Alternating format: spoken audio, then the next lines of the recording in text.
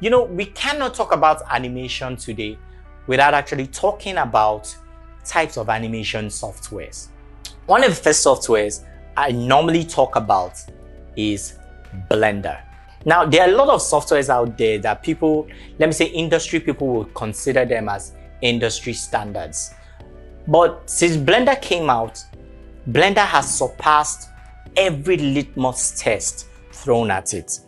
Blender has grown from strength to strength. For me as a person, when I do 3D animation, 2D animation, you find out that Blender offers a lot. Like for example, our tutorial montage was created with Blender, and it's a 3D animation with fully automatic rigged setup on it.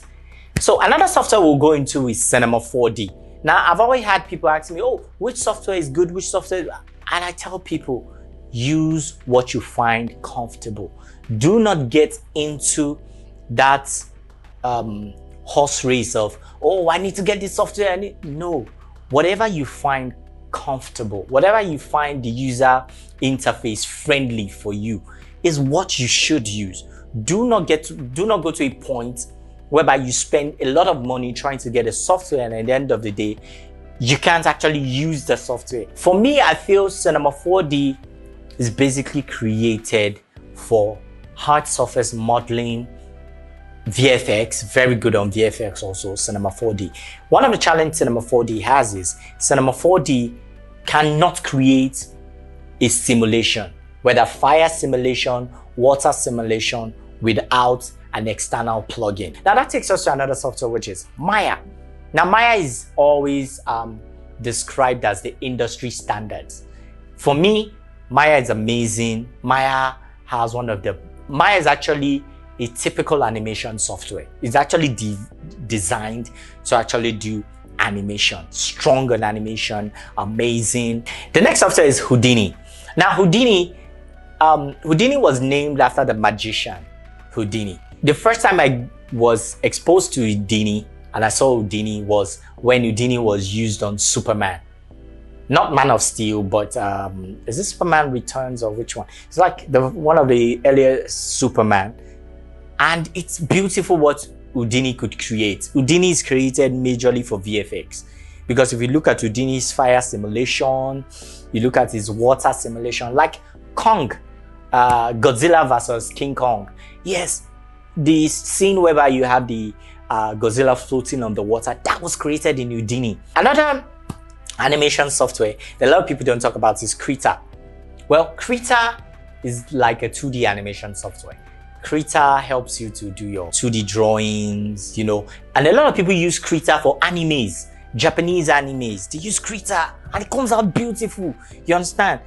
It all boils down on how friendly the software you find it and how you can use it. Krita is another beautiful software you can use. Then if you're into more of like educational videos, you're trying to do educational videos of sell your business without having to call the camera guy, lights and everything. One of the software you can use again is Video Scribe or Doodly.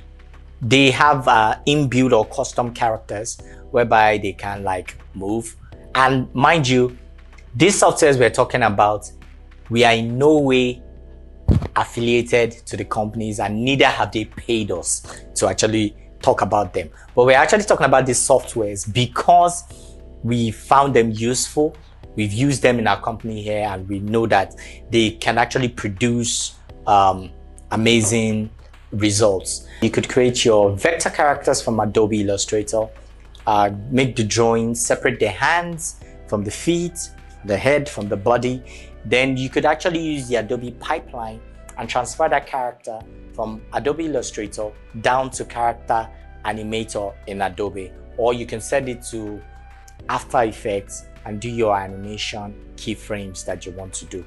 Then lastly, there's something I didn't talk about in animation, which is very, very important that everybody has to understand, which is keyframing. Now, if you have a frame, you should have a set of commands that gives instruction to the animated character on each frame.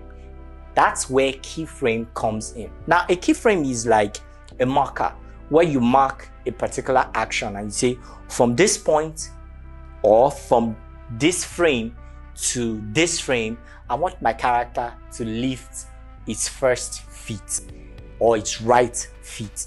Now, once you do that, what you're actually saying is you've keyframed the character, like from frame 0 to frame 5, to lift the right feet. I hope you found this course very, very helpful. It's actually our beginners class whereby we're talking about animation. In subsequent topics, we'll be talking basically about getting started in an animation software such as Blender. And for us, we are looking forward to you growing and becoming one of the best animators the world has ever seen.